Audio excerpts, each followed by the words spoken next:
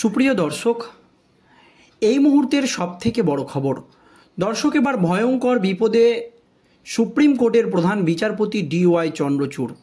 দর্শক, আপনারা জানেন এই আর.জি. কর কাণ্ডের মাঝেই কিছুদিন আগেই রাজ্যের বা দেশের বিচার ব্যবস্থা নিয়ে প্রশ্ন তুলেছিলেন রাষ্ট্রপতি দ্রৌপদী মুর্মু এবং তিনি পরিষ্কার জানিয়েছিলেন মানুষ যাতে ন্যায্য এবং দ্রুত বিচার পায় সেই দিকেই যাতে দেশের বিচার ব্যবস্থার বা বিচারপতিদের নজর থাকে।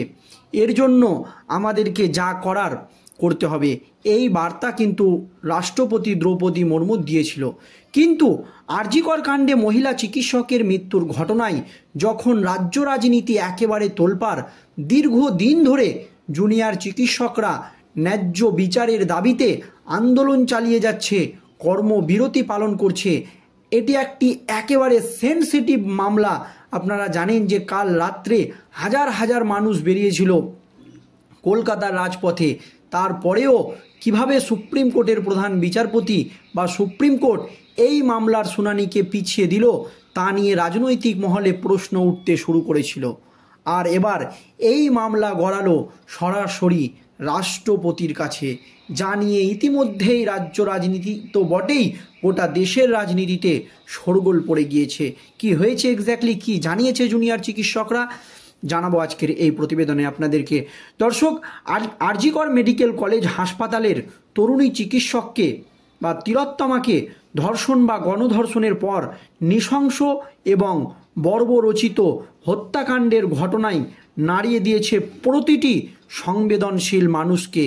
এই নৃশংস যে ঘটনা প্রত্যেকটা দেশের সংবেদনশীল মানুষকে কিন্তু একেবারে নাড়িয়ে দিয়েছে। কিন্তু চিকিৎসক, শিক্ষক, শিক্ষিকা, ছাত্রছাত্রী থেকে শুরু করে সমাজের প্রতিটি স্তরের শুভবুদ্ধি সম্পূর্ণ মানুষ তিলোত্তমার ন্যায় বিচারের দাবিতে গণতান্ত্রিকভাবে যে বা যার মতন করে কিন্তু আওয়াজ তুলছেন। বলিউডের প্রখ্যাত গায়ক অরিজিৎ সিং একটি মর্মস্পর্শী গান গেয়ে এই দাবিকে আরও জোরালো করেছেন।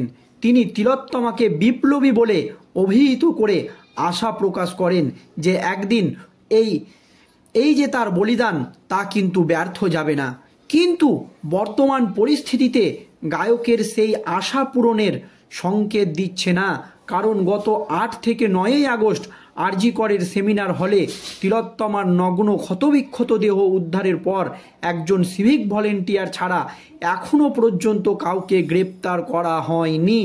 এইদিকে মামলাটি কলকাতা হাইকোর্টের স্বাভাবিক ছন্দেই কিন্তু এগিয়ে যাচ্ছিল, কিন্তু সুপ্রিম কোর্টের প্রধান বিচারপতি DY চন্দ্রচূড় বা সুপ্রিম কোর্ট স্বতঃপ্রণোদিতভাবে আর.জি. কর ধর্ষণ হত্যাকাণ্ডের মামলা নিজের হাতে তুলে নিতেই ছন্দপতন ঘটিয়ে দিয়েছে।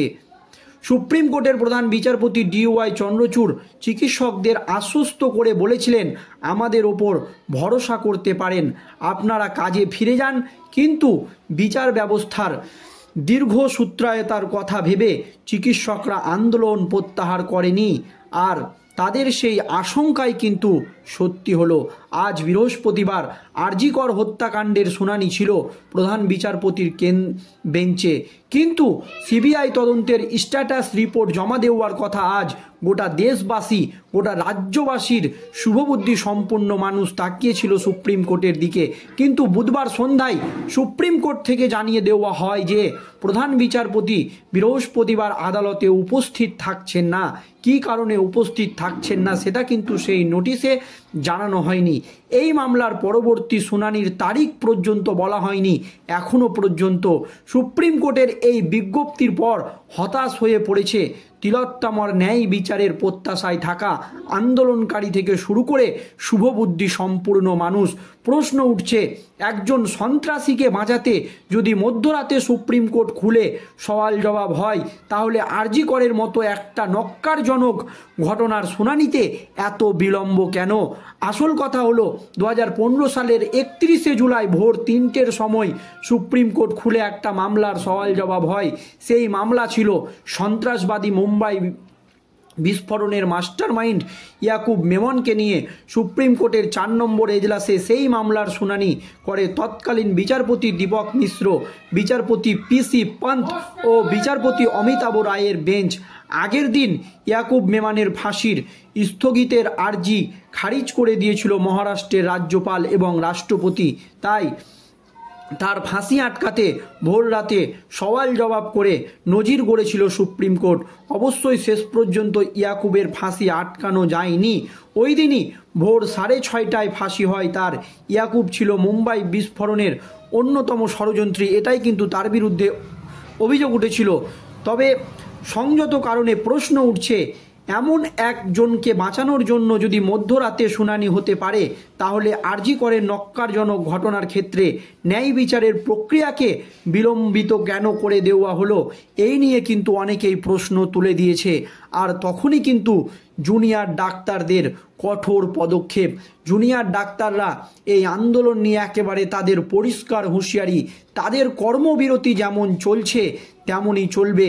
সুপ্রিম কোর্টের প্রধান বিচারপতি যদি ভাবে যে এই মামলাকে দীর্ঘায়িত করে আন্দোলনকে দবিয়ে দিবে বা এই আন্দোলন থেমে যাবে, রাজ্য সরকার যদি মনে করে যে এই আন্দোলন থেমে যাবে, তাহলে কিন্তু এটা একেবারেই ভুল ধারণা।